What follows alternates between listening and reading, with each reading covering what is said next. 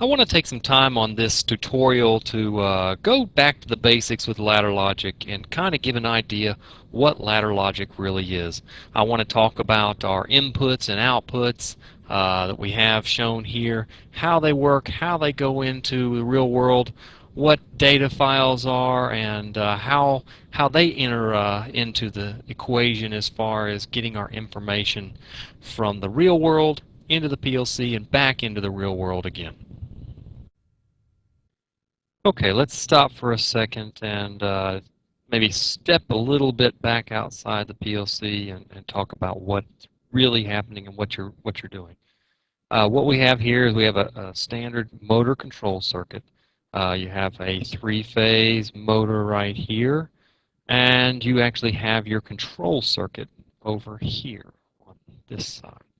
Now you have your start push button, you have a stop push button, and then you have a typical relay with a seal-in contactor where when that relay pulls in, it actually seals around this momentary start push button.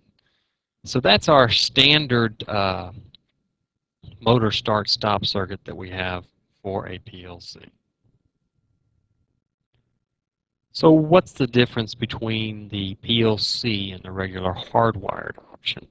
Well, with hardwired, you saw we take our push buttons directly to a relay, and it acts directly upon that relay. With the PLC, we've had our start button, and it actually comes into an input card. It's wired directly into cards that interface directly to the processor through a rack or some other means.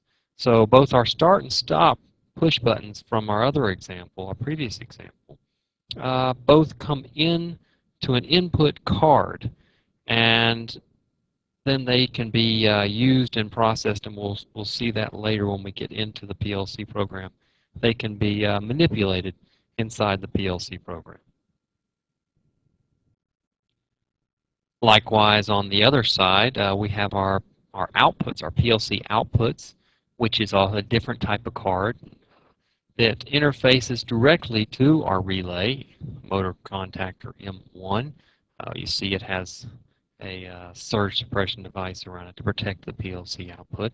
Also a fuse, it protects the output. But generally the main thing you have here is you have this output directly from the PLC that goes to a relay coil to be able to operate some kind of real world device.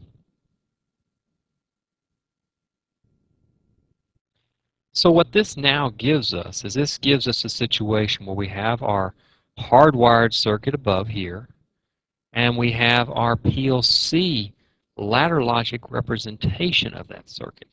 Now, this start contact, you see the difference, they're slightly different in the way that they are shown here, but this start contact correlates to the location that this push button comes into the PLC, and the stop contact also correlates to the position where this stop push button is wired into the PLC. And also, you know, with the output, the coils look pretty similar actually, but the coil then correlates to an output that's going to drive this relay now from the PLC. Now we have what's called internal contacts. This internal contact right here is actually not something that's coming in directly from the real world. It is actually something that's operating off of this coil inside the PLC and is being used inside the program. We can get into that, and I'll show you that a little bit more later. When we get into the program, I think it'll be easier to understand. Now, actually, I don't like to do this. This is not where we like to stop. We actually like to take this relay coil, take a contact that would come back from that relay coil, and then enter that into our PLC program. And therefore, we actually have a real-world understanding when we seal our circuit in. If this relay were to drop out for any reason in the field, then it would also drop our seal in the program. Even though our PLC program is operating and driving relays and working with equipment in the field, such as a standard circuit would that you might normally deal with. You have to remember that it is a program and it has certain ways of operating, and it's a very different program. So if you're used to a standard program, it's going to be different, and if you're used to just working with relays, it's going to be a little different for you too. What you need to understand first and foremost about a PLC program is it does not just operate from the top and go to the bottom and stop. That would not work well at all. I mean, it would scan through one time and then you would have no further operations.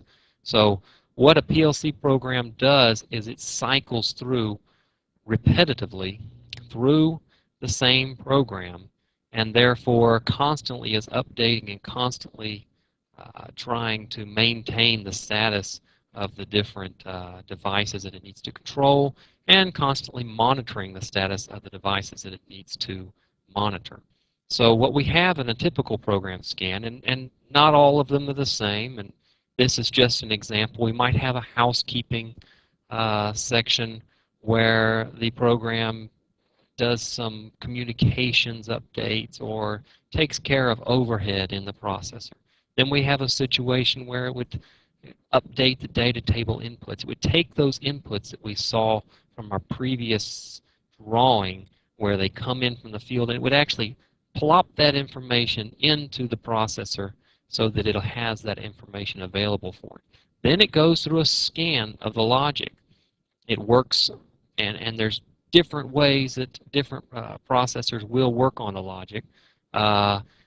Most will scan from left to right, and when you get into a branch situation like this, obviously there's some slightly different methods there too. I'm not going to go into that, but the main thing to realize is that then it looks through your logic. It starts at the top, goes down to the bottom, and works through your logic. Then finally, when it's done working on the logic, it updates the data table outputs, and then it goes back again to the beginning and starts the whole process over again. This is called PLC program scan, and a PLC program will scan repetitively as it's running and constantly updates its outputs, constantly checks its inputs, and that's the important thing to remember about programming in a PLC. PLC program scans are very quick. You will see them on the order of milliseconds and microseconds.